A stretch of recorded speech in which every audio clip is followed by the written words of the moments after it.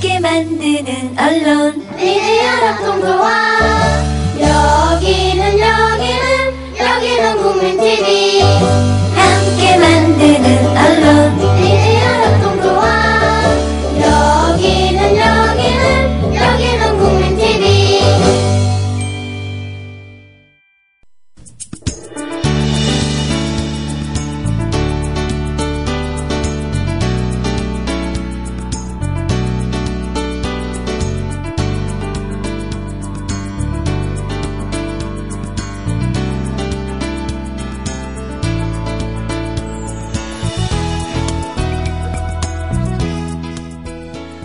안녕하세요 여러분, 노혜경입니다. 깜짝 놀라셨죠? 서영석 PD를 기대하고 계셨던 분들이 제 목소리가 나오니까요.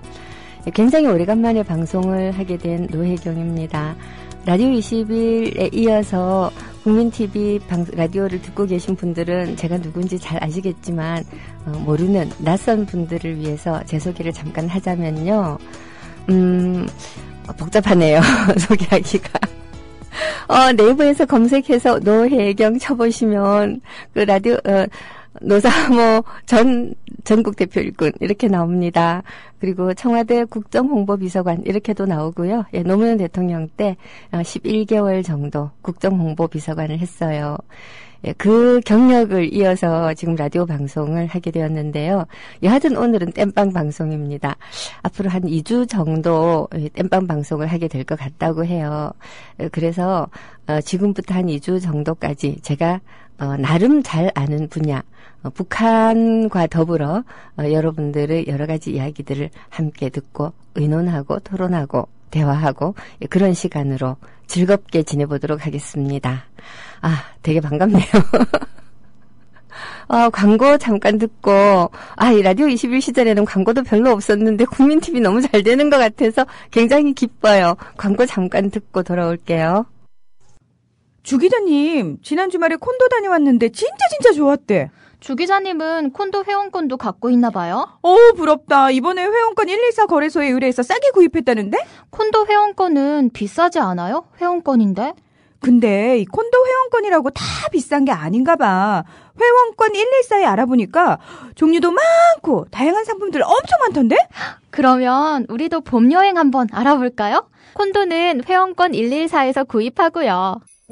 02-544-6114번 02-544-6114번 회원권 114는 인터넷과 모바일 앱에서도 검색할 수 있습니다. 콘도 회원권 거래는 회원권 114 02-544-6114번으로 바로 전화해보세요. 지상철 조합원 신청 광고입니다. 강화대교 앞에서 개념 부부가 만드는 개념 곰탕 연지연 곰탕. 연지연이란 가마솥의 장작불로 온종일 구워내는 곰탕을 서로 나누어 이어지는 인연이란 뜻입니다. 연지연 곰탕이 민주주의를 열망하는 조합원 여러분과 국민의 건강을 책임지겠습니다. 곰탕 포장 판매는 한 팩 800g에 7,000원이며 7팩 이상은 무료 배송으로 드립니다. 연지연 곰탕은 강화대교 입구에 위치해 있습니다. 단체 주문 예약 및 포장 주문 전화번호는 010-7252-1114, 010-7252-1114, 031-989-9968. 조합원 단체 예약은 10% 할인해드립니다.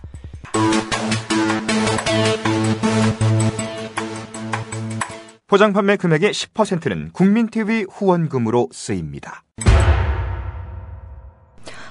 마이크 시험 중. 굉장히 오래간만에 마이크 앞에서 이야기를 하려고 하니까요. 목이 자꾸 쉽니다. 이거 큰일 났네요. 지금부터 2주 1 동안 할 수 있는 큰 테마가 뭐가 있을까를 생각해 보니까요. 그 서영석 PD가 저를 북한학 박사 이렇게 소개를 했는데 맞거든요. 저 북한 전공자예요. 그것도 북한 문학 전공자지만 북한에 관한 어떤 학문이든지 간에 이 대한민국에서 한다면 그거 정치학이거든요. 예, 그래서 저도 북한 정치에 대해서 쫌에 얘기할 수 있어요. 그래서 2주일 동안 미천이 짧으니까 이걸 길게는 못할 테고 한 2주 정도 북한 얘기를 우리 그 국민TV 애청자 여러분들과 함께 했으면 좋겠어요. 제가 며칠 전도 아니죠. 바로 어제죠. 어제가 6월 15일인데 6월 15일이 어떤 날인지 아셔요? 제가 작년까지만 해도 6월 15일이면 뭐라고 페이스북에다가도 써서 올리고 블로그에다가도 써서 올리고 했는데 올해는 그냥 기운이 빠지더라고요. 우리 아몰랑 여사께서 그랬잖아요. 통일은 대박이다. 근데 뭐가 대박이에요. 대박은커녕 완전 쪽박 찰 것 같아서 이렇게 하고 있었는데 북한에서 대박 소식을 터뜨렸어요. 혹시 뉴스를 들으신 분들 있을지 모르겠지만요. 북한에서 무려 정부 명의로 성명을 발표했어요. 사실 정부 성명이라는 게 뭐가 대단하냐라고 생각하실 수도 있겠지만요. 이렇게 한번 생각해 봅시다. 세월호 참사가 났을 때 사실 이건 사건을 참사로 만든 전형적인 경우라고 할 수 있는데요. 대통령이 나서서 사과하기까지 얼마나 시간이 걸렸는지 생각해 보세요. 정부가 직접 나서서 무언가에 대해서 성명을 한다는 것은 남북한 할 것 없이 그리고 남한 북한만 따질 것 없이 뭐 중국이든 러시아든 일본이든 또 누구냐 미국도 있군요. 미국까지 할 것 없이 정부 성명은 대단한 거예요. 이 대단한 성명을 발표를 했는데 내용이 단 한마디로 하자면 남북 간 대화하자. 외세 배격하고 우리 민족끼리 얘기 좀 하자. 우리 이미 6월 15일 6.15 성명도 있고 14 공동선언도 있고 정상선언이죠. 이미 합의 본 거 굉장히 많다. 그런데 이 합의를 지켜나가기만 해도 굉장히 평화롭게 서로 잘 지낼 수도 있고 말하자면 괄호 열고 통일 대박 괄호 닫고 도 가능할 텐데 왜 안 하니? 뭐 이런 내용이에요. 그리고 경제적으로는 눈에 띄는 게 5.24 제재 조치를 해제해달라. 사실 이것은 해제를 하면 북한에 굉장히 이득이 많아요. 그렇지만 남한에도 굉장히 이득이 많죠. 통일 대박론을 이야기하는 사람들 중에서 제일 많이 하는 얘기가 경제적으로 북한하고 통일하는 것만이 우리 민족의 활로다. 이렇게 이야기하는 분들이 많아요. 물론 저는 뭐 그런 관점 별로 좋아하진 않아요. 왜냐하면 그분들이 머릿속에는 북한에는 엄청난 지하 자원이 있고 값싼 인력이 있다. 남한에는 자본과 이 발달된 경영 능력이 있다. 그러니까 두 개를 합치면 이 얘기를 가만히 들어보면요. 그러면 남한의 88만 원 세대는 그럼 어디 가서 일을 해? 그런 생각도 조금 들고요. 아니 북한의 인건비가 싸다고 하더라도 남한하고 북한하고가 통일을 하게 되면 북한 사람들도 적어도 남한의 절반만큼은 잘 살고 싶어 할 텐데 그러면 그 인건비를 어떻게 감당해? 이런 말도 안 되는 생각들을 하고 있다는 비판은 합니다. 그렇지만 통일이 대박이다라고 하는 점만은 틀림없어요. 왜냐하면 뭐 자원을 이용을 한다 이런 거 다 떠나가지고 우리가 그 안보 불안 때문에 지불하는 비용 굉장히 많잖아요. 그리고 또 국내적으로 볼 때도 뭐 정치적으로 이 깔끔하게 뭐 복지국가 논쟁이라든가 또는 세금을 올려야 되는데 어떻게 올릴까라든가 이런 토론을 국회가 못하고 맨날 네가 잘났니 내가 못났니 하고 싸우게 되는 이유가 결국은 북한이 머리 위에 있고 그러다가 보니까 종북이 다 아니다 이런 거 갖고 싸우면 표 얻기 쉽거든요. 굉장히 쉽게 욕 좀 합시다. 더러운 정치를 할 수 있는 정말 그렇죠. 더러운 정치를 할 수 있는 기본 토대가 남북이 분단돼 있다는 거예요. 그럼 남한과 북한이 최소한 노태우 시절에 이분 그 노무현 대통령에 이어서 노시정치내에서 배출한 별로 마음에는 안 들지만 이 남북 관계에 있어서 많은 획기적인 진전을 이룬 남북 합의서, 그리고 유엔 동시가입 이런 걸 이뤄냈잖아요. 이 정신에서부터 계속 이어오는 이 남북 간의 평화 기조를 유지하자라는 거 이것만 돼도요. 무지무지하게 우리가 기본적으로 국민 소득이 올라갈 수가 있어요. 자, 그러면 어떻게 통일 대박이 아니라고 할 수 있느냐? 이 단추를 풀어내는 지금으로서는 첫 번째가 뭐 6.15 공동 그 성명 14 정상 선언에서 합의된 것을 다 지키자라고 하는 것이 요원하다 하더라도 5.24 경제 제재 조치 요것만 해제를 해도 기본적으로 개성공단에서 그 물건 파시는 분들이 굉장히 쉬워지고요. 그리고 개성뿐만 아니고 신의주라든가 또는 뭐 원산이라든가 나진이라든가 이런 지금 중국이 잔뜩 눈독을 들이고 있는 경제 특구들 우리 기업이 진출하기가 훨씬 쉬워지죠. 이런 것만 보더라도 북한의 제안이 굉장히 획기적이에요. 근데 이런 획기적 제안에 대해서 우리 쪽의 반응은 북한이 얼마나 신뢰성을 가지고 이런 얘기를 하는지, 다시 말하면 무슨 꼼수가 있는 건 아니야? 자, 이런 의심을 하면서 살펴보겠다라는 게 우리 정부 측의 반응이에요. 자, 이 반응을 보면서 느낀 것이 북한을 왜 불신하는가? 굉장히 많은 사람들이 북한을 어떻게 믿어라고 얘기를 합니다. 저도 북한 공부를 하기 전까지는 사실 북한에 대해서 불신감이 좀 있었어요. 그토록 오랫동안 독재 체제를 유지하는 이 국가라고 한다면 좋을 수가 없잖아요. 우리도 뭐 박정희 좋아하는 분들 꽤 많이 있지만 박정희가 무려 17년 동안 장기 집권을 하고 그 중에서도 한 7년 8년 정도는 유신 독재였고요. 게다가 전두환이 뭐 경제를 발전시켰니 어쩌니 하는데 그래봤자 독재자고요. 이게 독재 국가라고 하는 것은 뭐 신뢰할 수가 없죠. 북한도 독재 국가잖아요. 신뢰할 수 없죠. 자, 그렇게 생각했는데 북한 공부를 몇 년 하다가 보니까 국가 간의 신뢰라고 하는 것은 국민 입장에서 바라보는 신뢰하고는 다르다는 걸 좀 깨달았어요. 예측 가능하고 그 국가가 자기들이 입으로 발표한 것을 얼마나 지키느냐, 이제 이런 문제거든요. 쭉 공부를 해보면 외교의 관점에서는 북한은 상당히 신뢰할 만한 나라다. 뭐 신뢰할 만하다라는 말이 믿고 더불어 뭔가를 도모하고 존경할 만한 나라다라는 뜻이 아니고요. 자기가 한 말은 지키려고 하는, 그 외교적으로 말이죠. 자기가 한 이야기는 지키려고 하는 나라고 굉장히 명분 따져요. 우리가 북핵 문제에서 북한이 굉장히 이 많은 이 약속 파기를 했다라고 하는데 북한 입장에서 보면 언제나 미국이 먼저 하는 거예요.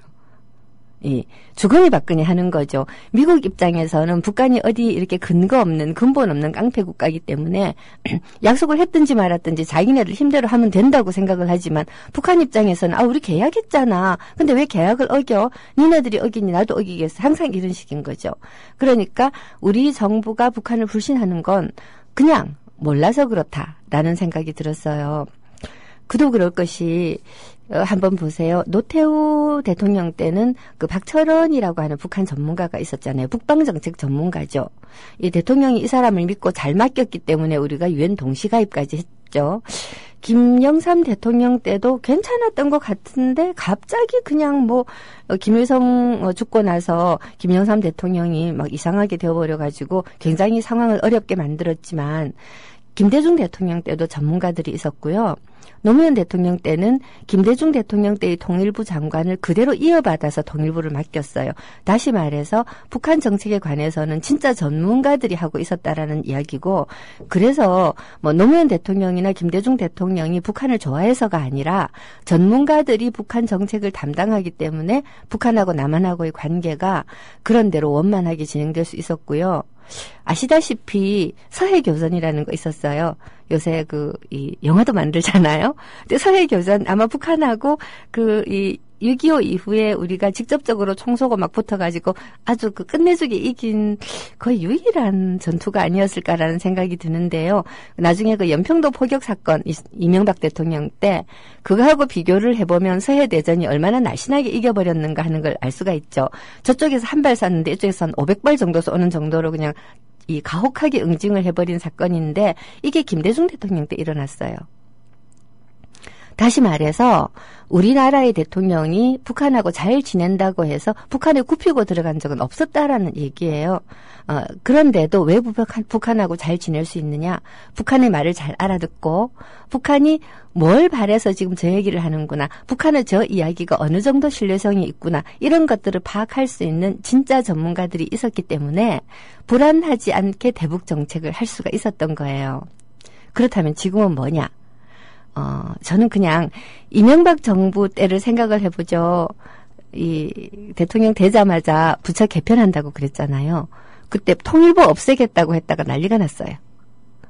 그런 말도 안 되는. 근데 사실 이 정부의 기조는 이명박근혜 정부답게 비슷해요. 통일 대박이라고 이야기는 하면서도 통일부의 어떠한 권한 같은 걸 제대로 주지도 않았고 진짜 전문가들이 이명박근혜 이 정권 사이에 굉장히 많이 옷 벗고 나가고 정세현 장관 같은 분들이 프레시안 이런 데서 정말 애타게 간절하게 제발 북한을 제대로 읽어보자라고 맨날 글 쓰고 그러시잖아요. 인터뷰하고. 근데 그거 안 읽어보는 것 같아요.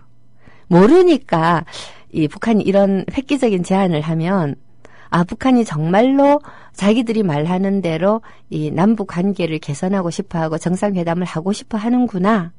근데 이걸 이루어내기 위해서 북한이 기본으로 생각하는 게 뭘까? 이런 것들을 생각하는 게 아니고 저 무슨 꼼수지? 무슨 속셈이 있지? 또 무슨 거짓말을 하려는 거지? 이런 불안감을 가지고 본단 말이에요. 그래서 알면 면장도 하는데 모르면 면서기도 못하는구나 그런 생각에서 우리 그 국민TV 애청자들께 제가 아는 짧은 상식, 조금 깊은 북한 전문가가 아니기 때문에요. 길게 하라고 하면 못해요. 땜빵 방송하는 사이에 짧은 북한 상식을 얘기를 좀 해볼까. 오래간만에 얘기를 하니까 말이 끝이 안 나네요. 이럴 때 노래를 한 곡 들어야 될 것 같습니다. 예, 북한 노래예요. 휘파람.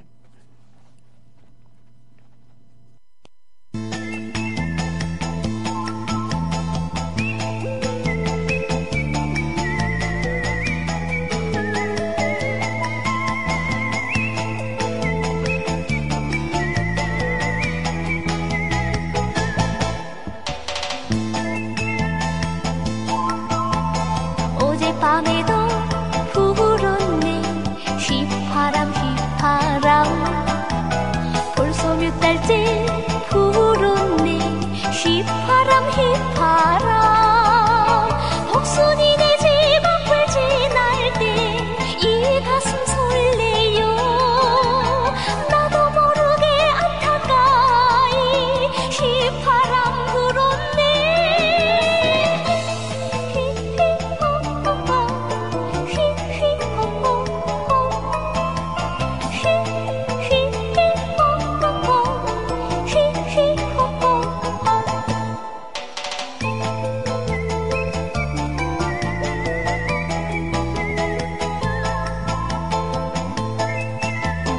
한 번 보면은 어쩐지 다시 못 볼 듯 보고 또 봐도 그 모습 또 보고 싶네 오늘 계획 300을 했다고 생긋이 웃을 때 이 가슴에 불이 인다오 이 일을 어찌하랴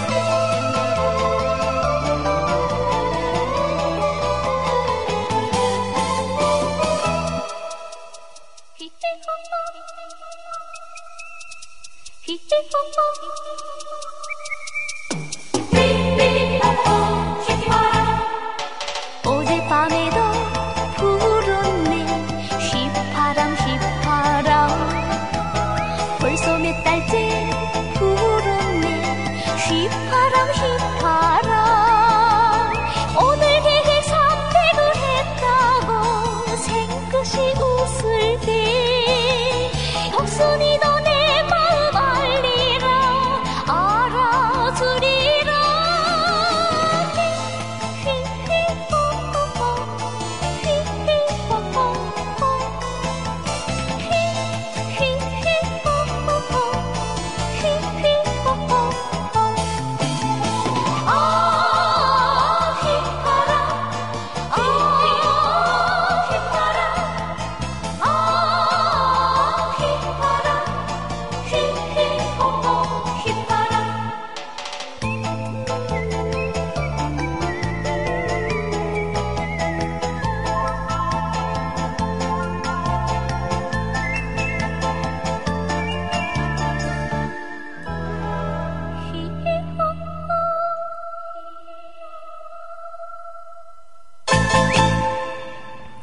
네, 휘파람. 북한 노래죠. 예, 굉장히 오래간만에 들어봅니다.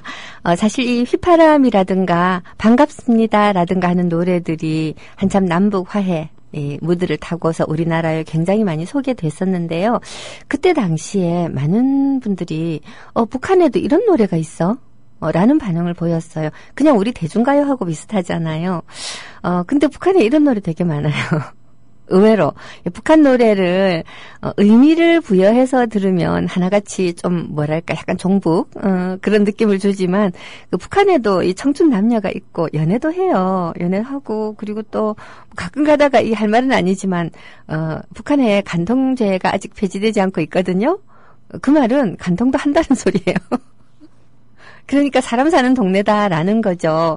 북한 사람들의 삶이라든가 이런 게 독재 수준으로 따지면 그 외 추방되었던 신은미 씨가 제가 한번 신은미 씨한테 물어본 적이 있었어요. 북한이 남한하고 비교해 볼 때 사는 게 어느 정도예요? 그랬더니 경제적으로나 정치적으로나 유신시대 비슷해요. 그렇게 얘기를 해요. 저는 으악 그랬거든요. 우리는 유신시대를 살아봤기 때문에, 그 살기 굉장히 힘든다는 거 알아요. 뭐가 살기 힘든가 하면, 저는 유신시대에 이제 중고등학교 졸업하고 대학을 다녔는데, 대학생으로서 유신시대를 견디기는 참 힘들어요.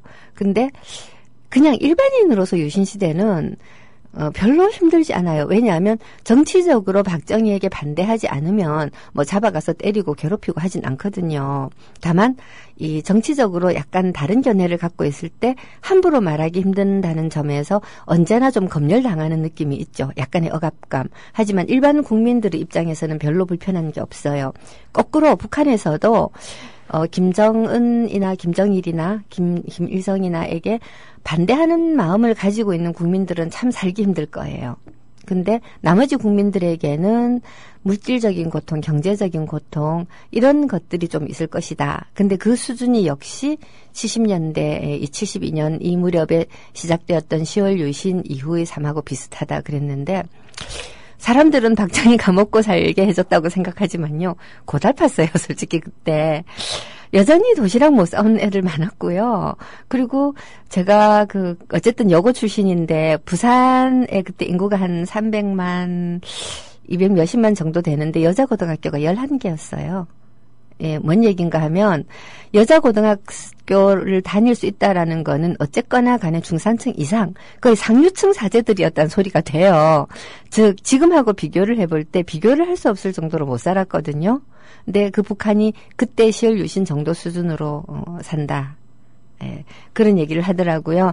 그러니까 우리보다 훨씬 낙후되긴 했지만 그래도 그 10월 유신 시대를 생각해봐도 우리도 사랑 노래 있었고 연애 노래 있었고 여러 가지 잡다한 사건 사고들 있었고 도둑놈도 있었고 그중에 가끔 가다가 굉장히 멋있는 사람들도 되게 많았고요. 북한도 안 그렇겠는가라고 하는 관점을 지니는 게 북한하고의 관계를 개선하는 데 되게 중요할 것 같아요.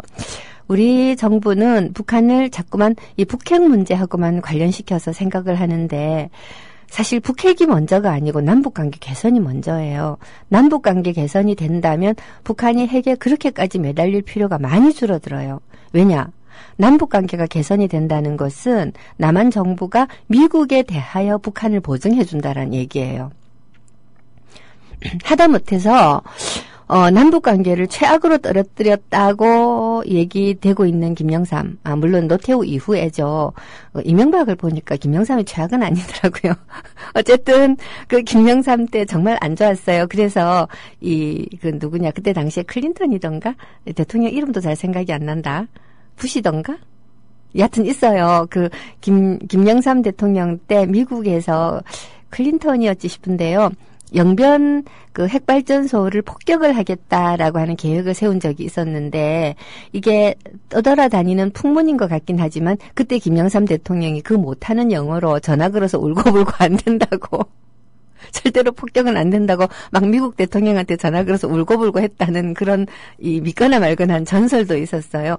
예, 그만큼 이 남북 관계라고 하는 것은 북핵이 문제가 아니고 남북 관계가 풀리면서 남한 정부가 미국에 대하여 북한하고의 평화적 관계는 우리가 유지하고 북한이 결코 핵 사용을 하지 않을 수 있도록 하겠으며 점진적으로 핵을 폐기할 수 있도록 하겠다라고 남한 정부가 보증을 서주는 게 굉장히 중요한 문제고 북한은 그걸 바란다는 거죠. 지금 이 성명의 내용도 그렇잖아요. 외세를 배격하고 우리 민족끼리 어떻게 좀 잘해봅시다. 사실 북한은 특히 이제 김정은이 3대 세습을 했기 때문에 이 3대 세습 정권은 그 할아버지 김일성과 아버지 김정일에 비해서 국민의 충성도가 약화될 수밖에 없어요. 약화된 충성도를 다시 끌어올리고 그리고 이 김정은을 지도자로 인정하고 국민이 믿고 따르게 하려면 밥 먹여줘야 되거든요. 그 장진 감독의 유명한 영화 웰컴 투 동막골에서 그 마을 이장이 그러잖아요. 뭐를 많이 먹여야지. 뭐를 많이 먹여야 되는 거예요. 뭐를 많이 먹여야 되는데 지금 저 북한은 이 고난의 행군은 벗어난 것 같고 경제를 조금씩 발전시키고 있어서 유명한 세계적인 투자자가 라오스하고 북한이 앞으로 투자할 만한 굉장히 이 가파르게 경제 성장을 이룰 만한 국가다. 우리 민족끼리의 입장에서 라오스하고 비교하다니 이거 좀 쪽팔린다라는 마음은 조금 있어요. 워낙 못 사는 데잖아요, 라오스가. 그렇긴 하지만 라오스가 앞으로 이 동남아 지역에서 경제 발전을 이룰 만한 나라다라고 하는 건 아마 이 투자에 관심 있는 분들은 인정할 거예요. 근데 북한도 그렇다는 거거든요. 이 경제 발전을 북한이 한참 발전할 때는 1950년대에는 한 해 45% 경제 성장을 이룬 적도 있었어요. 굉장히 저력이 있어요. 자, 그러니까 이 김정은이 경제 발전을 최소한 1년에 한 15% 6% 정도까지는 이루어내고 싶은 거죠. 중국이 발전할 때처럼 어느 정도 궤도까지는 올리고 싶은데 그러려면 안보가 불안하지 않아야 돼요. 북한이 사실 우리는 북핵을 위협이라고 생각하는데 북한은 뭐가 정말 무서운가 하면 미국이 정말 무서운 거예요. 정말 미국이 무섭대요. 그래서 미국이 자기들을 공격하지 않을 것이다라고 하는 보증이 남한을 통해서 필요한 거고. 지금 경제 제재 조치 해제해주고 우리 민족끼리 외세 배격하고 서로 대화하면서 합의한 것들을 지켜나가자라고 하는 정부 성명을 발표했단 말이에요. 얼마나 북한이 이 남북 관계의 개선을 바라는가 하는 걸 사실 전문가들 아닌 저 같은 한 몇 년 정도 이제 7, 8년 정도 북한 공부했나? 이런 뿅아리들도 알거든요. 근데 왜 정부가 모르는지 진짜 모르겠어요.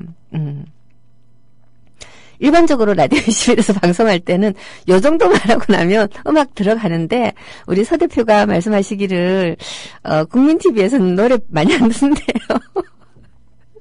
그래서 노래는 틀지 말고 화제를 살짝 바꿔서 자 그러면 북한을 잘 알면 북한에 대해서 겁을 안 내게 된다라고 제가 자신 있게 말했으니까 북한이 어떤 나라냐라고 하는 거를 일단 얘기를 해보도록 하죠. 자, 북한이 어떤 나라냐라고 하면 완고한 분들은 이렇게 말씀하실 거예요. 너 국가보안법 위반이야. 북한은 나라가 아니야. 이적 단체야.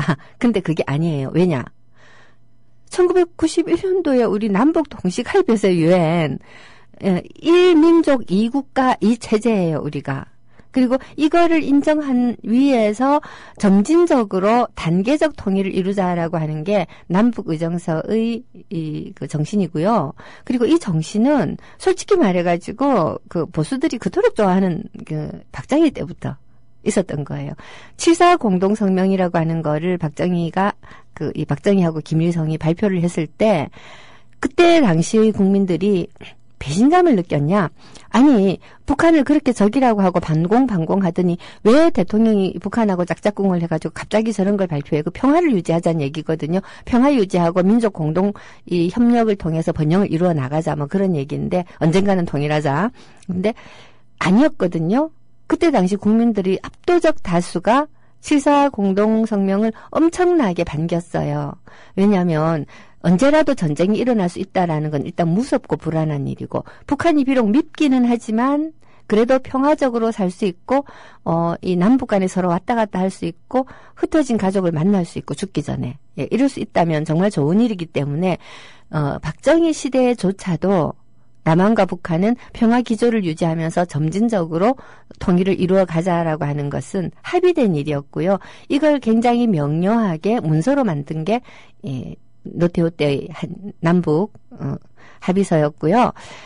6.15 공동성명이라든가 14 정상선언도 기본적으로는 이 남북 합의서의 정신 위에 있고 멀게 보면 박정희의 7.4 공동성명 하고 이어져 있는 거죠. 다시 말해서 대한민국 정부는 누구예요? 자칭 국부라고 하는 6.25 전쟁 때 다리 끊고 도망간 이승만 빼고, 그 양반 빼고 박정희 때부터 시작을 해서 노무현 대통령에 이르기까지 남북 정책에 있어서는 기조가 변함이 없었다라는 거예요. 자, 이런 이야기를 듣고서 어떤 노인이 그렇게 말씀하시더라고요. 그거는 박정희가 빨갱이였으니까 그래. 아니, 근데 빨갱이는 전향해요. 빨갱이니까 죽을 때까지 빨갱이라는 법은 없어요. 전향을 하면 받아들여주는 게 너그러운 대한민국 정부죠. 박정희는 전향자예요. 빨갱이가 아니고. 이게 무슨 소리냐 하실 분들 아마 국민TV 청취자들 중엔 없으실 듯 하지만 박정희가 사실은 이름이 알려진 사회주의자였어요. 남로당이었죠. 남로당.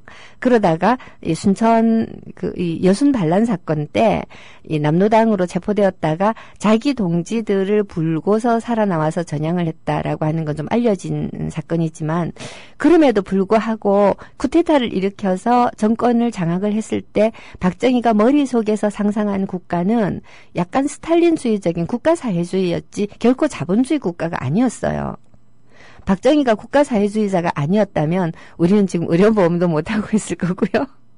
평준화 고등학교, 지금 물론 자사고니 이런 걸로 많이 망가지기는 했지만 그래도 고교 평준화를 통해 가지고 한국 국민들이 굉장히 평등 사상을 실현할 수 있었거든요. 자, 이런 거 별로 없었을 거고 국가를 위해서 사유재산을 제한할 수 있다라고 하는 생각을 국민 일반이 하지도 못했을 것이고요. 그렇게 생각하면 박정희가 사회주의 물을 잔뜩 먹었다는 건 국민한테 되게 좋은 일이죠. 여하튼 간에, 그래, 북한하고 잘 지냈다고 하는 것은 지가 근본 빨갱이여서 그렇다라고 말씀하시는 한 80대 이렇게 노인들도 계세요. 예, 그렇지만 그게 아니고, 국가란 무엇인가에 대해서 어느 정도 사명감과 책임감을 가지고 지도자가 되려고 했던 사람들은 그가 독재자였든 군발이었든 민간인이었든 사형수였든 인권 변호사였든 관계없이 북한과의 관계를 잘 유지를 해가야지만 남한이 발전할 수 있다라는 건 기본으로 알았다는 얘기죠. 이걸 몰랐던 게 이명박. 지금 생각해보니까 이명박은 그냥 장사꾼이죠? 그 장사꾼이기는 한데 자기 개인의 이문에 지나치게 관심이 많은 그런 장사꾼이고 우리 아몰랑 여사는 그냥 아몰랑이신 것 같아요. 자, 그러니까 남한하고의 북한 관계를 잘 풀어나가는 것이 남한이 발전하고 번영하는 굉장히 중요한 고리다. 그리고 남한이 들어서 남한과 북한이 손을 잡고 동북아 시대의 평화를 유지하는 것이 우리 이 동북아가 나중에 동남아하고 손을 합쳐서 동아시아가 유럽처럼 경제 공동체뿐만 아니라 정치 공동체, 사회 문화 공동체를 이루면서 오랫동안 평화롭게 번영할 수 있는 첩경이다. 자, 이런 것들을 기본으로 국가 지도자는 알아야 된다라는 거죠.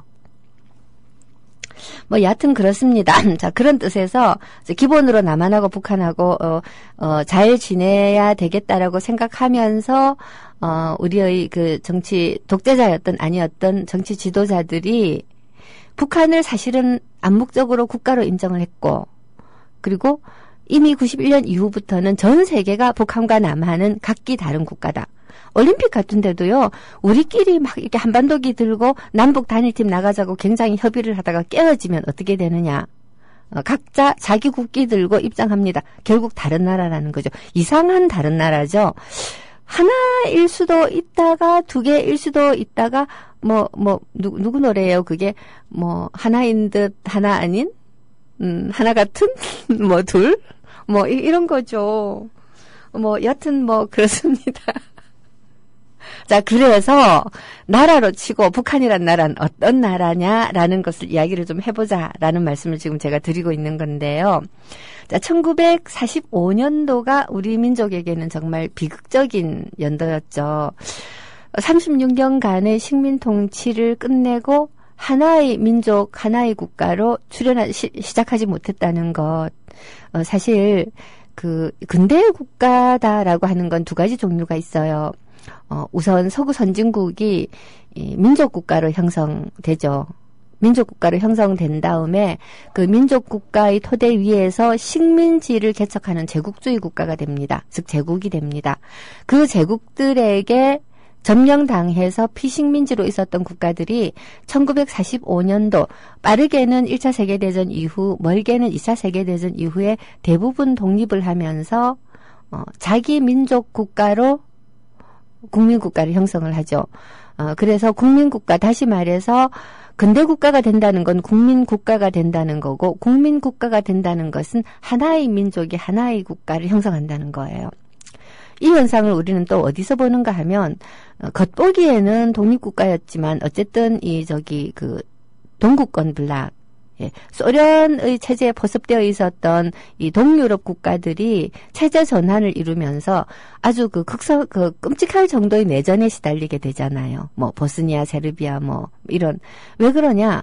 여러 개의 민족이 합쳐서 하나의 국가를 형성하고 있었기 때문에, 자, 이 갈등이 터져 나오는 거예요. 소련이라고 하는 거대한 맹주가 쥐고 있을 때는 잭소리 못 하다가 풀리니까 각자 자기 민족들끼리 자기 국가를 형성하고 싶은 거죠. 이게 한 국가가 하나의 민족으로 형성되고 싶다라고 하는 거는 미국 같은 국가를 제외하고는 대부분의 국가들이 소망이에요. 미국은 그래서 근본적으로 이민 국가이기 때문에 다양한 그 민족들이 합쳐져서 하나의 국가를 만드는 연습을 몇백 년 동안 하고 있지만 대부분의 나라들은 그 같은 민족들끼리 모여서 살아오는 연습을 몇백 년 하고 난 다음에 갑자기 식민지가 되고 이리저리 국경선이 이상하게 그어져가지고선 합쳐지고 이러거든요. 그러니까 제국주의 국가들이 자기들 마음대로 그어놓은 국경선을 어떻게든지 간에 헤쳐서 자기 민족끼리 모이고 싶다라는 전쟁이 아프리카에서는 지금도 벌어지고 있잖아요. 자, 이런 상황을 놓고 볼 때 하나의 민족이 두 개의 국가로 갈렸다. 그것도 체제가 다른 둘로 갈렸다라고 하는 건 남북 간에 얼마나 비극적인 일이겠습니까? 어쨌든 갈렸어요. 어쨌든 갈리고, 소련과 미국이라고 하는 이 냉전 시기의 지투가 남한과 북한이 합치는 것을 원치 않았기 때문에 결국, 최장집 교수가 그랬죠. 역사적 결단. 오판에 의한 역사적 결단. 김일성이 밀고 내려온 거죠. 그때 당시는 전쟁해서 통일한다는 게 그렇게 이상한 일은 아니었어요. 제가 김일성이 잘했다라고 얘기하는 게 아니고 자기 힘의 한계를 모르고 까불었죠. 한마디로. 그래서 박살이 난 건데 그렇지만 전쟁을 통해서 통일을 해야 되겠다는 생각이 그렇게 이상한 생각은 아니었다라는 거죠. 그 결과의 끔찍함에 비해서 정치가들이 선택할 수 있는 하나의 방법이었고 정치가들이 그런 선택을 끊임없이 했기 때문에 세계대전도 2번이나 있었던 거잖아요. 자, 근데 2차 세계대전 말기에 원자탄이 떨어지는 꼴을 보고 사람들이 이거 전 세계적인 전쟁이 이제는 일어나면 안 되겠다라고 생각했는데요. 전 세계적인 전쟁이 일어나면 안 된다는 것이지 국지전이 일어나면 안 된다는 건 결코 지투의 생각이 아니에요. 소소한 전쟁은 얼마든지 해도 된다. 사실 아직도 전쟁하고 있잖아요. 깨놓고 말해서. 그리고 그 중에는 소련이 일으킨 우크라이나 전쟁, 러시아구나. 러시아가 일으킨 우크라이나 전쟁도 있고 미국이 일으킨 이라크 전쟁도 있어요. 자기네들은 끊임없이 전쟁을 일으켜요. 그러니까 김일성도 스탈린이 해도 된다 그러니까 전쟁 일으켜보자라고 할 수 있었다라는 거죠. 여하튼 1950년 그 전쟁이 일어나기 전까지는 이 남한과 북한은 서로 다른 국가를 세우기는 했지만 하나로 되어야 된다라는 생각은 하고 있었다라는 것이고 그리고 그때 당시의 생각이 전쟁을 통해서 파국을 맺음으로써 다시 하나가 되는데 굉장히 오랜 세월이 걸리게 되었어요. 왜냐하면 이 트라우마가 생겼기 때문에. 동독과 서독이 베를린 그 장벽 하나 무너진다고 그렇게 쉽게 통일이 될 수 있었던 것은 물론 그 전에 정치가들이 서로 이제 오고 가고 교류도 많이 하고요. 그리고 동독이 정말 큰 실수한 게 전파를 풀어준 거예요. 서독 방송을 동독 사람들이 듣잖아요. 이런 것도 하고 해서 동독과 서독 사이에 이 그 가로막고 있었던 장벽의 주인인 러시아. 러시아가 버티고 있는 동안에는 하나로 합쳐지겠다라는 힘이 약했지만 러시아가 사라지고 나니까 그땐 소련이구나. 소련이 사라지고 나니까 확 합칠 수가 있어지는 거죠. 장벽 무너지면서. 근데 남한과 북한은 잘 안 돼요. 왜냐? 이 베를린 장벽처럼 저 장벽만 있지 지뢰가 잔뜩 있는 이 155마일 뭐 거의 한 3km짜리 155마일 뛰잖아요. 안에 지뢰가 어마어마하게 많이 있는 자 이런 가로막이 있는 것도 아니고 서로 이렇게 총 겨누고 전쟁한 경험이 있는 것도 아니고 쉽죠? 경제적인 격차와 서로 다른 체제 이런 것들은 문제가 되겠지만 그리고 자기네들은 갈라진 지가 45년도에 갈라져서 91년도에 통일했으니까 몇 년 걸렸냐? 46년? 지금 우린 70년이에요. 70년. 어마어마하게 이렇게 긴 세월 동안 서로 적대하면서 살았고요. 그래서 더더군다나 북한이라고 하는 나라가 어떤 나라냐라고 하는 걸 이해하는 게 굉장히 중요하다라는 얘기를 거듭하고 있습니다. 사실 제가 계속 이 얘기를 하는 건 저는 전공자이기 때문에 너무 당연한 거 아니냐라고 생각하는 것들이 꽤 돼요. 근데 학교에서 학생들을 제가 북한 과목을 가르치거든요. 대학생들 가르치다가 보면 나만 알고 애들은 굉장히 이게 무슨 이상한 나라의 앨리스 소리냐 하고 멀뚱멀뚱하고 있을 때가 가끔 있더라고요. 예, 그래서 우리 애청자들 중에도 전문가들 되게 많으시겠지만 또 때로 잘 모르시는 분들을 위해서 제가 이렇게 장황하고 길게 얘기를 했습니다. 이때 또 노래 한 곡 들어야죠. 자, 이 노래는 어떤 노래인가 하면요.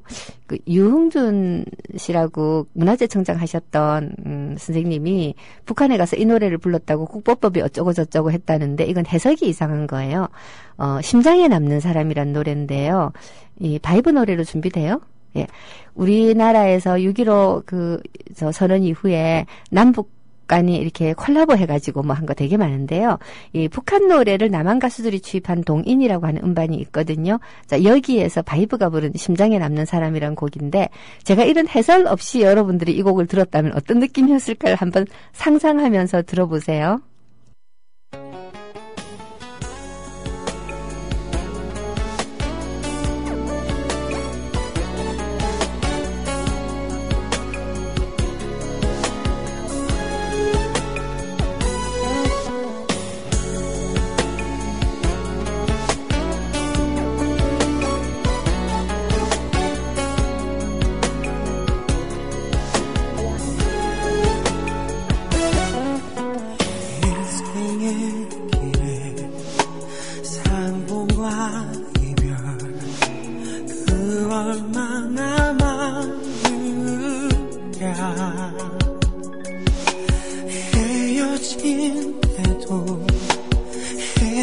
헤어진데도 심장 속에 남는 인내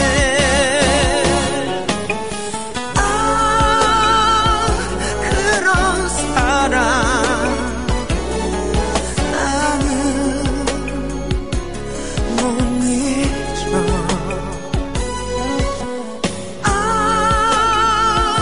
그런 사랑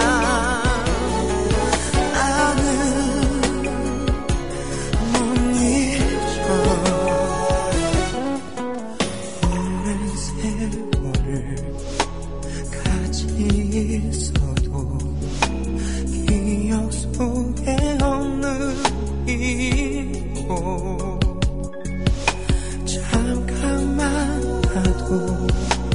잠깐만 나도 심장 속에 남는 인내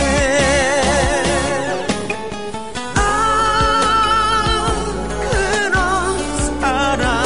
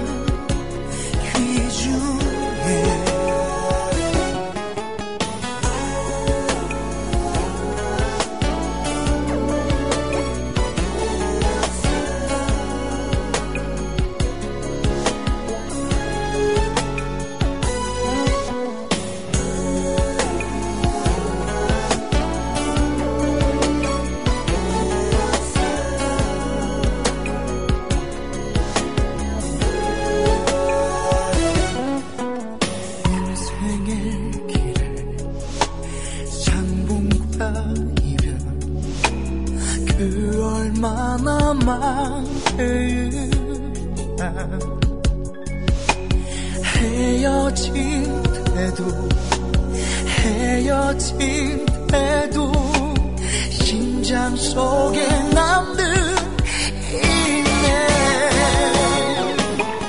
아, 그런 사람 나는 못 잊어. 아, 그런 사람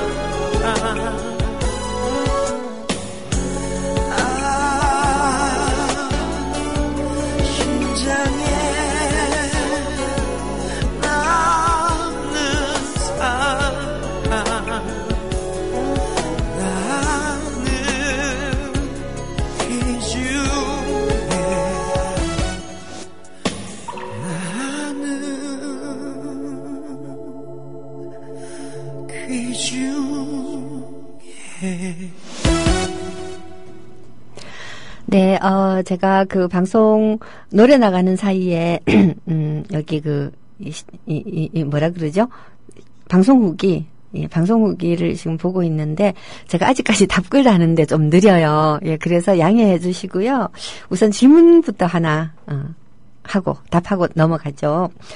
대리기사님께서 북한서 귀순에 오신 분들 보면 다 새누리 자식들을 지지하는 듯해요. 왜 그런지 궁금해요라고 하시는데 그냥 뭐 새누리 당을 하고 우리 양이면 우아하게 얘기해 줍시다. 우아하게. 우아함이 이기는 거예요. 여하튼 그냥 간단해요. 그 방송에 나와가지고 그 북한에 관해서 얘기를 하는 분들이 어느 방송에 나가요? 종편에 나가잖아요, 주로. 종편은 북한을 욕하는 거 없으면 먹고 살기 굉장히 힘든 방송이에요. 그래서 제가 이런 말을 만들었어요. 대한민국에는 종북 좌파만 있는 게 아니고 종북 우파도 있다. 왜? 종북이라는 건 북한을 추종한다라는 건데 꼭 그게 추종이 자기가 이념적으로만 추종하는 거 아니고 돈이 나와서 추종하는 것도 추종이거든요. 종북 우파들은 북한 없이는 먹고 살지를 못해요. 그러니까 어찌 종북 아니겠어요. 그래서 제가 종편들 정말 북한 좋아하는 종편들을 보고 종북 우파라고 불렀는데, 예, 제가 그래서 종북 우파다 그랬더니 종북이란 말 자체가 되게 싫으신 분들이 막 수구 꼴통파지 무슨 종북 우파냐 이렇게 얘기하는데 그냥 종북 우파라고 불려주는 편이 정치적으로 유리해요. 여하튼 그건 그렇고요. 자. 나와가지고, 그런 얘기를 원하는 분들한테 가서 원하는 말을 해야, 출연료를 받죠. 그렇잖아요. 이건 너무 심한 말일지 모르겠지만, 그거 되게 중요하고요. 그 다음 또 이제, 이런 거 있죠. 북한이 싫어서 오신 분들이잖아요. 남한이 싫어서 북한 간 사람들이 남한 칭찬하겠어요? 싫어서 여러 가지 이유로 싫어서 온 분들이에요. 정말 먹고 살기 힘들어서 오신 분들도 있고요. 또 제가 아는 탈북자 어떤 분들은 남한 텔레비전을 몰래 보다가 들켰는데 이분 굉장히 엘리트예요. 뭐 누구라고 말하면 탈북자들은 다 아실 것 같아서 그냥 이 인적 사항도 대충 얘기하겠는데 굉장한 엘리트인데 2번 걸렸는데 살아났대요. 그건 자기 생각에 근데 중독이 되어갖고 보던 드라마를 봐야 되겠고 한 번 더 걸리면 자기는 죽었다라는 생각이 들더래요. 그래서 할 수 없이 넘어왔대요. 이런, 앞에서 지금 우리 PD께서 웃어서 넘어가시는데, 아니, 그런 이유로 넘어온 분까지 있다라는 거죠. 그 사업상 목적으로, 아무래도 이렇게 남쪽으로 가서 사업하는 게 잘 되겠다 싶어서 넘어온 분들도 있고, 요즘은 탈북하는 이유가 다양하지만, 고난의 행군 시절에는 거의 90% 먹고 살기 힘들어서 넘어왔고요. 먹고 살기 힘들어서 넘어오다가 보니까 함경도 분들이 많으세요. 고난의 행군 시기에 처음에는 평양 근교는 먹고 살만했고 평안도는 좀 먹고 살만했고 함경도는 원래 그 농사가 잘 안 되는 지역이에요. 원래 농사가 잘 안 되어서 평안도 쪽에서 먹을 거 줘야 되고 그것도 모자라가지고 수입해야 먹고 사는 데가 북한이거든요. 근데 이 91년도에 그 체제 전환이 되면서 북한이 그 소련이라든가 기타 동구권에서 물물 교환하던 식량을 돈 주고 사와야 되는데 그것도 이 루블화가 아니고 달러로 사와야 되는 거예요. 근데 이놈의 달러를 그 칼 8.5 사건 이후로 미국이 북한 은행들을 몽땅 봉쇄를 해가지고 경제 봉쇄라는 게 그 이 군함을 가지고 북한을 둘러싸고 무역을 못하게 한다는 뜻이 아니고 은행을 사용을 못하게 하는 거예요. 자, 그러니까 달러를 쓸 수가 없어요. 그러니까 뭐 저기 아편 밀매 같은 것도 하고 뭐 많이 하잖아요. 달러 만들기 위해서. 이 달러를 못 만들게 하려는 게 이제 미국의 경제 봉쇄고요. 달러가 없으니까 석유도 못 사오고 비료도 못 사오고 식량도 못 사와요. 근데 기근이 밀어닥치니까 속절없이 굶어 죽는 거죠. 자, 이렇게 굶어 죽어가니까 살아남아야 되잖아요. 예, 그리고 압록강보다는 두만강 쪽이 건너기도 쉬워요. 그러니까 함경도 사람들이 이제 어마어마하게 이제 많이 건너와서 정말 배고픈 사람들이 건너왔고, 근데 뒤로 가면서는 차츰 정치적 이유로 탈북하는 사람들도 생기고, 이제 그런 거죠. 이게 다양한 탈북자들이 있지만 종편에 나가서 얘기하는 탈북자들은 아까도 말씀드린 그런 이유가 저는 크다고 보고요. 탈북자가 어떤 사람인가 하는 것을 알고 싶다면 그 주성하 기자라고 있어요. 동아일보 기자인데 뭐 어떤 분들은 조중동 말도 하지 마라 그러지만 저는 언제나 한 놈만 펴는 게 좋다는 주의이기 때문에 조선일보와 동아와 중앙을 갈라놔야 됩니다. 하나로 뭉쳐가지고 욕을 하면 쟤들이 커져요. 잘라서. 그러니까 저쪽 편에서는 이 야당 세력들을 어떻게든 분할해가지고 이렇게 패거리 만들어서 예를 들어 친노다 비노다 하면서 흡사 이렇게 새정치 안에 여러 가지 그룹들이 있는 것처럼 말을 해가지고 서로 싸우게 만드는데 우리는 조중동 심지어 조중동문 이렇게 막 덩어리를 키워가지고서는 싸우려고 하거든요. 쪼갈라야 됩니다. 문화일보는 그 쓰레기 신문 조선일보 수국 꼴통 동아 중앙 그냥 이익에 따라 움직이는 신문. 그러니까 우리가 이익을 주면 따라올 수도 있는 신문. 저는 이렇게 생각하거든요. 사실 북한 문제에 관한 한 중앙일보는 조선일보하고는 굉장히 다른 목소리를 내요. 옆으로 샜는데요. 이 동아일보에 탈북자 기자가 한 명 있어요. 주성하 기자라고. 주성하라고 쳐보면 이 인터넷에 검색해보면 무지 많이 나오는데 이분 얘기 정말 들을만 하고요. 저는 우리 정부가 이런 분 얘기를 무슨 NK 지식인연대 이런 데 말고 이런 주성하 기자 같은 사람들 이런 탈북자들이 얘기를 경청을 해야 된다고 생각을 해요. 자, 여하튼 그 대리기자님께 대한 답변이 됐는지 모르겠고요. 이 답변하다가 보니까 시간이 얼마 안 남아서 북한이 어떤 나라냐 하는 걸 얘기를 시작을 하고 끝을 내야 되는데 큰일 났네요. 여하튼 북한은 어떤 나라냐? 북한은 사회주의 국가다. 이게 되게 중요한 거예요. 사회주의 국가예요. 북한을 무슨 이렇게 나라도 아닌 무슨 왕조 국가 무슨 국가 이제 이렇게 생각하는 분들 많고 다 맞는데 그러나 북한이 시작을 할 때는 사회주의 국가로 시작을 했고 모든 사회주의 국가들처럼 철저한 계획 하에 국가를 만들기 위해서 애를 썼던 나라다라고 하는 걸 이해하는 게 굉장히 중요하거든요. 북한 공부를 잘못하다가 보면 주사파가 되는데요. 되는 이유가 있어요. 지금 전두환 때 주사파가 굉장히 많이 나왔잖아요. 우리 정부가 너무 무도하기 때문에 더더군다나 의식이 있는 대학생들, 독재는 싫다라고 하는 대학생들을 국가가 탄압을 했어요. 그러니까 말하자면 당하고 있는 입장에서 볼 때 2년만 가지고 딱 놓고 보면 굉장히 체계가 잘 잡혀 있거든요. 그러니까 저기가 참 좋은 데인가 보다라는 착각을 할 수가 있는 거죠.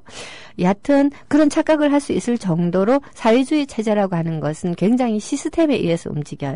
아주 체계적으로 국가를 구성하기 위해서 노력을 했고 남한보다 훨씬 빨리 국가의 꼴이 잡혔죠.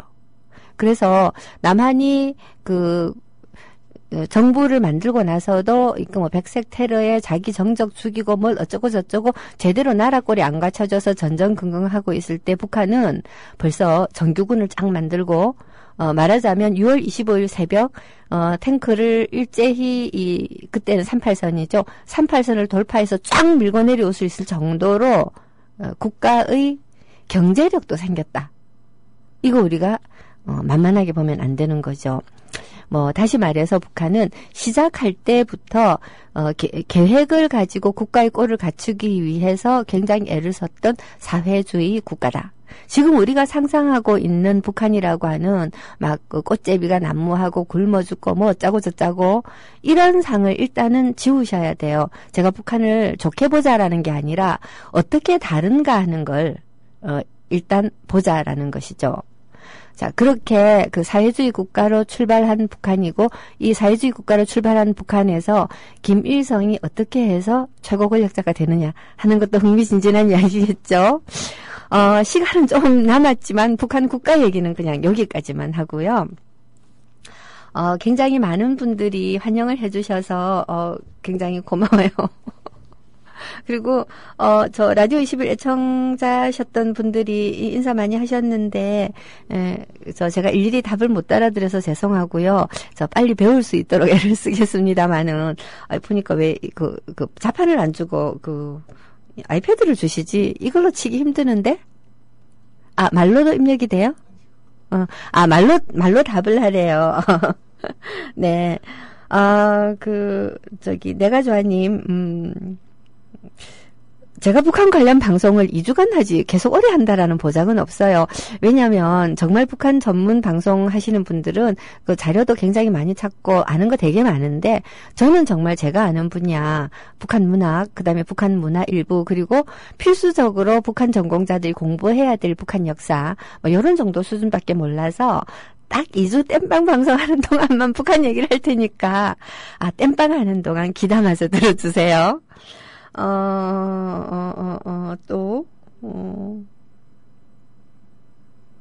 라키즈님, 반갑습니다. 최은진 씨하고 요새 소식 서로 연락 안 한 지 조금 되긴 하는데, 님 글 덕분에 제가 최은진 씨하고 연락을 한번 해봐야 되겠어요. 지혜로운님 반갑고요. 하늘땀님, 정말 반갑습니다. 예, 그리고 로니님, 예, 맞습니다. 마구 욕을 하셨는데, 예, 시원하게 해주셔서 고맙습니다. 그리고, 눈이 어두워서 지금 파란색 글씨가 되니까 아이디가 잘 안 보여요. 자, 어쨌거나 간에 휘파람 노래를 잘 들어주셔서 고맙습니다. 말씀처럼, 북한 노래다라는 것을 미리 얘기하지 않고 들었더라면 80년대 가요처럼 또는 90년대 초반의 발라드처럼 들릴 수도 있었고, 바이브 음반에 있는 어떤 노래처럼 들릴 수도 있었지 않겠어요? 자, 말하자면 북한하고 남한의 감성 체계가 그렇게까지 멀지 않다라는 거고요. 제가 북한시 전공을 했는데, 그 북한시 전공을 하면서 하고 싶었던 게, 북한시가 참 우리나라의 지하철시하고 비슷하다. 그런 생각을 했었답니다. 자, 나머지 이야기는요, 내일 다시 또 하도록 하죠. 오늘 반가웠습니다.